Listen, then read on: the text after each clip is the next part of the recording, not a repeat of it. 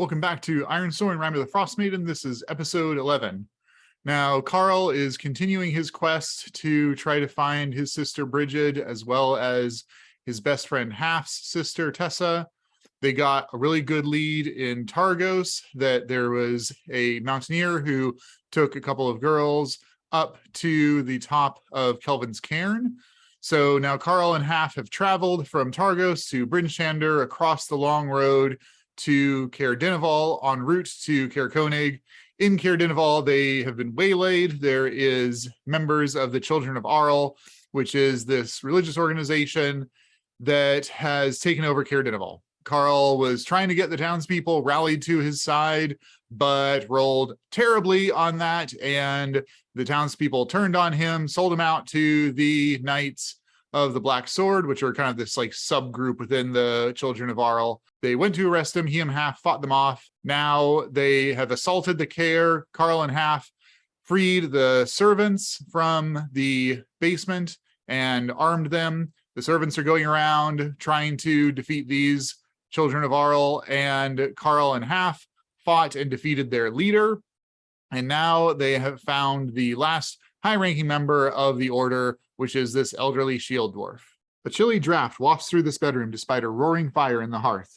Bundled under a thick quilt and seated in a squat rocking chair in front of the fire is a venerable dwarf with a wooden peg leg where her right leg should be. Next to her on a small table is a plate of food.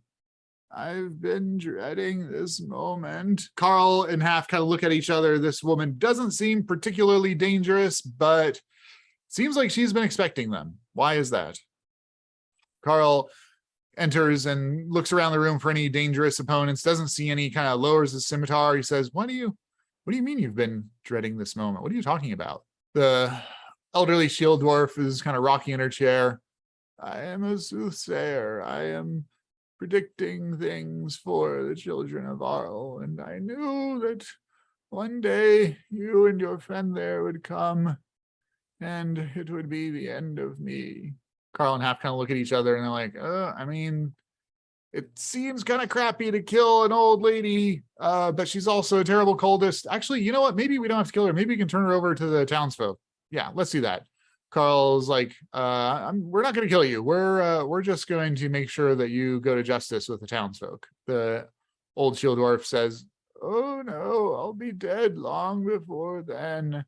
But before I die, there are some things that you must know. Now, as written, this character Hethel tells the PCs a bunch of information about the Durgar, but I'm not going to pursue the Durgar storyline in this series of videos. So I think instead she is going to tell them about Arl and the Children of Arl and a little bit about the Rime of the Frostmaiden. Well, you know that Arl has cast this spell over Icewind Dale, and she is using power from a horrible buried ancient city.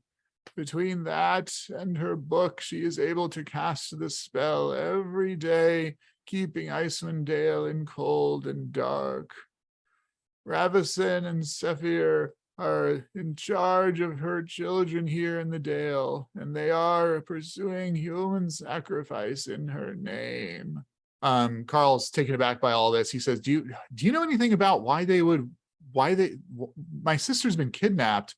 Do you know anything about that? She's been dragged all over 10 towns. I know that Ravison has a plan to conduct human sacrifice in a variety of the towns and try to get the townsfolk fearful and worshipping Arl. But she has not told me the plot that she has in store for those that she takes. And now I go off to the Winter Queen. The shield dwarf rocks back one time, closes her eyes. Karl and Haf kind of look at each other like, what the hell? Karl goes over, checks her, and she is dead. A little bit sad, but also the shield dwarf was very old and very evil and a member of this cult. So we're going to mark progress on that because that's one of the baddies to rid the Caer of. All right, the last thing that we have to do is to go find the speaker and maybe liberate him. So Alisair leads them through the castle again and nods at a door. Karl takes out his ring of keys because this door is locked, finds the right key, opens it up. This room is immaculately furnished. It has all the trappings of a royal bedchamber, including a soft bed, warm quilt, elegant tapestries, and a gilded chamber pot. Bars over the windows dispel the air of luxury somewhat, as does the guard standing just inside the door. This guard sees Karl and Haf, doesn't recognize them, and leaps to attack. We are not doing great to combat, but that's what we've got. I think we're going to handle this as a battle. This should be pretty simple, I'm hoping, but we'll see what happens. Fortunately, a strong hit. Fantastic. We'll take 2 momentum. Karl and Haf, 2 against 1. They're able to take this cultist out without difficulty. We're going to mark progress on ridding the Caer of the knights. Now, as written, they find Speaker Krennic in the middle of going to the bathroom. I think it's kind of silly. So I think Speaker Krennic is just sitting in a chair there. He's looking a little bit alarmed at the 2 of them and that they killed this guard, but he also looks maybe a little bit hopeful. Nonetheless, he shares a little bit of information that the captors arrived under false pretenses. Caer Dineval really depends on a ferry from East Haven for people coming over, and the ferry hasn't been running. So they thought that these folks were going to be solving that problem, but instead they killed the guards and took over the Caer and the town. He also tells them that the one calling the shots calls himself Cadroth and is the leader of the Children of Arl here in Caer Dineval and kind of set this whole plot in motion. Karl tells them that we killed Cadroth. The servants are clearing out the rest of the guards. So let's see if we can fulfill our vow here. We don't have a huge amount of progress on it, which is unfortunate, but it was a formidable vow. Whew, fortunately, a strong hit. Your quest is complete. We have rid Caer Dineval of the Knights of the Black Sword, worshiping Arl, trying to bring this whole town under their sway. We are probably going to forge a bond here. We leave the Caer, tell Speaker Krennic what's going on, and head back to the inn. We're going to tell Rourke what happened, tell him to spread the word that the town is liberated. Karl and Haf have slain all of the knights or knocked them unconscious, and the people of the town can do with them as they will. That was a formidable quest that we got that strong hit on fulfilling that vow. So we'll mark 3 experience. And I'm going to see if we can form a bond with the town. Haf is going to walk along and, show off all the wounds that we got. Karl's, kind of limping along, obviously tired, injured, in rough shape. But we're going to see if the townsfolk like us or not. Nope, a miss. All right, fantastic. They reject you, pay the price. Pay the price that Karl makes for missing that forging bond is that the townsfolk, while appreciative of the help that they gave, don't really want them to stick around in case other Children of Arl show up and they blame the town for what happened. The townsfolk kind of want to be able to point the finger and be like, no, this roving adventurer came through town with his friend and they are the problems. Go find them. So they're going to go ahead and ask Karl and Haf to move on down the road. That's not the end of the world. Karl and Haf need to get to Caer Konig anyways. The only problem is Karl's really beat up, so they're going to have to set up camp and just take a little bit of time to rest. Instead of rolling a bunch of mate camps and resupply, I'm just going to roll once because Karl's out of resources, so it's going to be a bunch of rolls otherwise.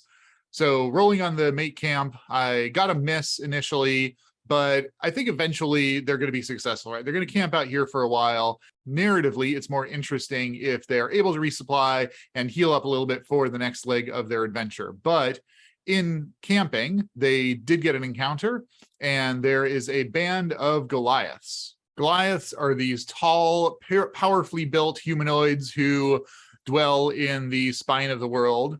And there are 2 clans that are in the adventure, the Thunla Kalaga clan and the Wormdoom clan. So we're going to see which clan these are members of. When in doubt, we'll ask the Oracle. So are these members of the Wormdoom clan? We'll give it 50-50. Yes. All right. Well, the book says that members of the Wormdoom clan are a little bit friendly. So Karl and Haf have got their camp set up here. They're resupplying, they're resting up, getting their spirits back for the next trek to Caer Konig. A group of 4 Goliaths come across them and they hail them friendlily. They kind of come up and ask, hey, friend, maybe join your fire? Karl's like, oh, yeah, sure. He's never seen Goliaths. He's probably heard of them. So they wave them over. There's these four big guys, and Karl doesn't want to piss them off. So they're going to chit chat. I think Karl's going to try to gather a little information. What's going on? around the Dale and the spine of the world? Have they happened to come across a bunch of hikers going up Kelvin's Cairn? That would be really valuable. That's a strong hit on the gather information, so Karl really lucks out. I think that these Goliaths probably share that they saw a party of climbers heading up Kelvin's Cairn maybe a week ago or so. Now, the Goliaths, though, their story doesn't jive quite with what Keegan told them in Targos, because the Goliaths say there was a large group, maybe 10 or 15 humanoids going up the slope of Kelvin's Cairn. So Karl's not quite sure if that includes his sister. If so, it's a little bit strange. He doesn't know where the rest of this group would have come from. But regardless, he gets that useful information. And I think he's going to mark progress on finding his sister with that detail. Whenever he marks progress on finding his sister, he's also advancing finding Tessa. Hopefully those will happen at the same time. So these Goliaths stay and chit chat and share the fire for a little bit. And at one point they're kind of ribbing Karl and Haf and want to get them into doing a tug of war. They've got a long rope on them. They kind of unlimber it. It's Karl and Haf against two of the Goliaths. Karl and Haf, again, are teenage boys. These Goliaths outweigh them by at least 100 pounds, but they're game. They're going to give it a go. This is going to be a face danger with iron. Not surprising at all. Karl and Haf cannot keep up with these two Goliaths. They pull them right off their feet. Rope goes flying out of their hand. The Goliaths get bragging rights, and they are very proud of it and are telling each other, oh, yeah, you see how you got those two humans. And then they leave the camp and go on and tell all their friends how they beat these two poor human boys on this game of tug of war. Once Karl and Haf have resupplied and rested up, they are going to trek overland to Caer. Now, the trail here has washed out a bit, so this is going to be an undertaken journey for them. And that's a miss, so we are waylaid on our route to Caer. I guess it's not too surprising. I don't think a lot of people travel this road, so there could be all kinds of things on it. Let's roll on our wilderness encounters. As Karl and Haf are heading down the very minimal trail towards Caer, they spot a troop of small creatures also on the trail heading in the opposite direction. They don't look like humans, but that's all right. They'll progress along. I think that Karl kind of unlimbers his axe, which he did get back from the servants at the end of the fight in the Caer. And, just gets a little bit ready, maybe gets his bow out, doesn't knock an arrow, but he's going to be ready. And trudging through the snow are a bunch of small reptilian creatures. Coming down the trail are these little reptilian creatures, which Karl now recognizes. These are the same kinds of creatures that he encountered in the gem mine. He's not sure if they're the same group. I suppose it's possible. He hails them and says, hello there, I don't suppose you're a member of Track's group, are you? Now, as written, if the kobolds outnumber the PCs, they are going to rob them. So the kobolds spot Karl and Haf, and they draw wicked-looking stone daggers and are clearly threatening them. One of them speaks in halting common. Give me your stuff. Karl and Haf look at each other. They're like, no, I don't think we will. So they're going to try to intimidate these kobolds. This is going to be a compel with iron. I don't think Haf is helping on this because Haf is more friendly than intimidating. A weak hit. I think the kobolds are a little bit cowed with Karl raising his axe and Haf kind of gesturing with his spear, but they raise their hands. One of them says, oh, we lost. Where find food? And Karl's like, okay, well, your story's changing, but they gesture towards Caer and give them some directions. They continue on their way, looking over their shoulder a lot to just make sure these kobolds carry on and don't cause them any trouble.